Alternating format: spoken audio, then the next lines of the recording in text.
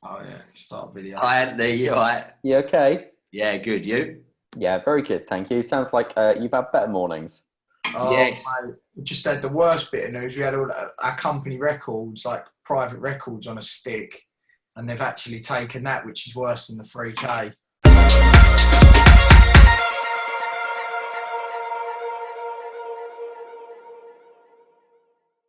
I always think it's best to start with, I don't know if you guys know anything at all or literally nothing about our magazine.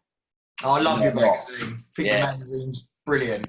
Okay, cool. That makes my job loads easier and I can literally never hear that enough. So you probably know that we're investors and developers as well. And, you know, since alongside that, we've been running the magazine for 10 years now, and it's all about people like you guys. So we know what we're talking about today. It'd be really good to do a call with you guys and talk through maybe just choose like two of the challenges that you've had in growing a property business, you know, running out of money, developments going over budget over time, and I am testament to all of those things happen. Ditto. all these people are like, I bought in on budget on time. Bullshit. No, you didn't. Nobody ever does. I agree. Is there anything that kind of springs to mind? You think, yeah, we'll do this one and we'll do this one. Definitely. Bad managers, bad builders. If you're going to choose two things, that are going to be two things that we can testament to. I mean, we have literally had a number of bad builders and a number of bad managers, and until we took it in-house, you know, it was really tough for us. Okay. And when you say managers, you talking about like property managers, letting agents? Yeah. I hate that word, letting agents, because it devalues the actual service. Yeah, but a lot of them are Yeah, a lot of them are they deserve to be called letting agents, but we are professional managers. That's what we, you know, pride ourselves on. We are looking to be market leaders in the management sector. Okay, perfect. Okay, so the bad builders one and the bad letting agents one I can totally relate to, absolutely. Just getting rid of one of my letting agents at the moment. A few years ago, I had one who phoned me up and said, oh, your tenant hasn't been paying for the last 3 months. I was like, wow, that's weird because you've been paying me. And she went, yeah, we thought they were going to catch up. Would you mind transferring the rent back? I was like, aha, good one. Yeah. It's like, you know, if we graze across the what's happened today, because at the end of the day, these things happen all the time, and to people that are newbies, this is the real world. You know, someone's broke into our office, it's going to cost us $5,000 to replace the bits, another $5,000 in cameras and alarms. What we're going to do? Sit and cry about it? We've just got to get on with it. That's business. But we've got investors that literally, you know, experienced Matt had, you know, he told an investor that valuation's roughly 750 quid. The investor come back and said, oh, I've just received a bill for 800 quid. Do you guys give us the 50 quid back? Yeah, they're not in the real world. They're not business people. They're just business people. Correct. Okay, fine. So what we'll do is we'll deal with the bad letting agents bit first. In your experience, why are they bad? Is it just communication? I've got I've got 5 different letting agents I work with, yeah. They're all great, apart from one who every month I have to phone them up and go, have I got any rent?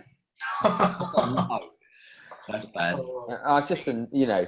It's just an annoyance, yeah. It's, you know, I'll see. Matt, I'll let you take it. Yeah, go on. Yeah, so the communication side is 100% one of the things. And doing maintenance without, you know, asking permission, that's a massive one we've had in the past. Just, you know, massive maintenance bills, and we're like, well, you know, when was that ever asked for? So that's definitely one thing I'd say for the managers. Do you find as well, I don't know if you've had this, but they get a quote in, and the quote is always loads more money than I would pay. Yeah. It's the maintenance kills the landlord. I'll be honest with you. I think a lot of managers, they're either like hand-to-mouth businesses, so that, you know, they're penny pinching wherever they can, or they're just unscrupulous people. Yeah. You know, our business could not survive solely on management. We have to have a sales arm, which we package up and sell to investors.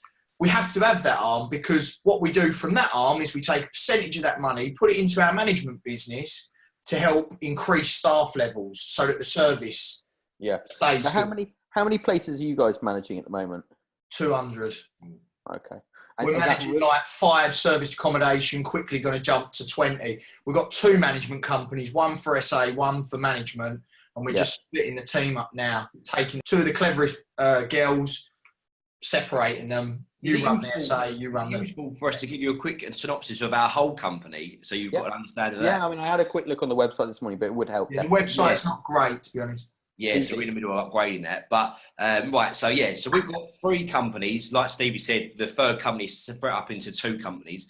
So we've got our own investment portfolio, where we've got, assets are worth about £3 million, mortgage are about 600,000, and there's about 35 units in there. That's right, isn't it, Stevie? Yeah.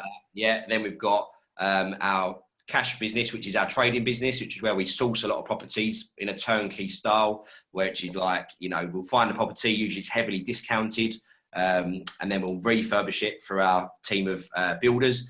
We have an in-house contracts manager who basically runs all of our contractors and builds, liaising with clients, etc.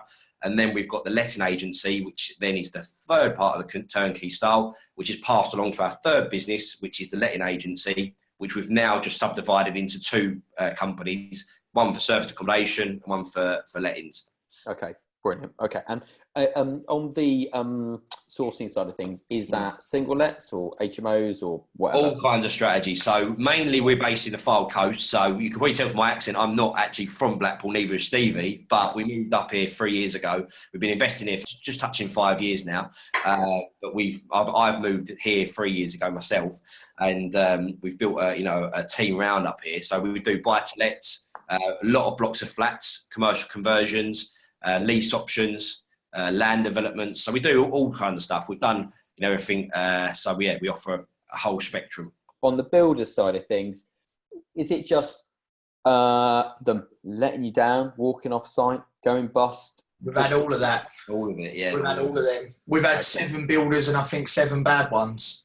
The new builder we've got now, we have him in the room next door. We look at his bank accounts. We oversee his business structures. We structure his financials. We do the costings with him. Sometimes they just underquote. And we have to say to you're not going to get it done for 40K. You're not going to make any money and you're not going to get it done. So, we actually have to tell them to put the quote up sometimes. Do you know what? We had a situation. We've got a couple of sort of commercial conversions at the moment, which is coming to the end of. One of which is 800 grand. Originally, it was going to be 800 grand build on it. So it's quite a lot of money, biggest project. And it's a listed building. So the architect sent in the schedule of windows, but it's got an extension going back on a, at the back, just going up one level on a, I can't remember the bloody word now, on a tenement at the back, just goes up one level. And he didn't detail in that the new windows in the window schedule. So when they quoted, they took that out of the quote, and and they did a couple of other things like that. So when they quoted for all the insulation, so between the floors, they didn't stipulate acoustic and fire retardant insulation. He didn't put that in the tender document. So when they quoted, they just put bog standard insulation in there, knowing that it's going to be fire retardant and soundproofing, because the actual cost of then putting the windows in and then the additional work was about 60k extra. Yeah. So what they're doing is they're tendering, they're quoting for the exact tender, but they're being slightly cute about it to get the job, and then they spring you with another 100 grand's worth of costs through it. Yeah, that we haven't experienced that scenario, so we'll have to learn from that. Right, honestly, the big learning curve on that is what happened is we had it on an option, this building, and we thought we'd get planning, but we didn't want to spend too much money up until planning. So what happened is we sort of ran out of time, got the planning, bought the thing, and then all of a sudden we had to get all the quotes up together in the tender document.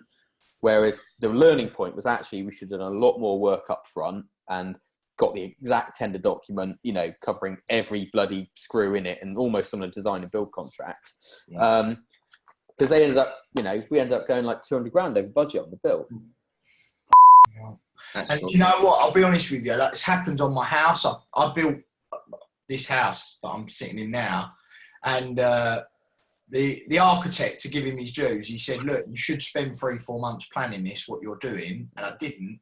I just did it as I went, and it just got ridiculous. Whereas if I'd done it all at first, chilled for 3 months, done it all on paper, I'd have known where I was going. But I just rushed. It's just in my nature to rush. The thing is, we were balancing up the whole, look, we've got 40k at risk on an option and architect's fees and planning fees. And we could spend another 20k getting it exactly right. But then we're 60k at risk. So you're like, go for it. No. Yeah, I don't know. It's just the way of it. But ready, fire, aim, they say. That's what they do say, yeah. That's right. They do say it, but then I think sometimes the people who say it haven't faced an additional 200k build. Well, look, guys, it's been great just doing a sort of a whistle-stop tour. Some of the realities of owning a property business, and taking the knocks and getting back up again. It's been a total pleasure catching up with you this morning. And if you're watching this video, obviously get on to Matt. I'll ask Matt again this time. So Matt, what was your web address?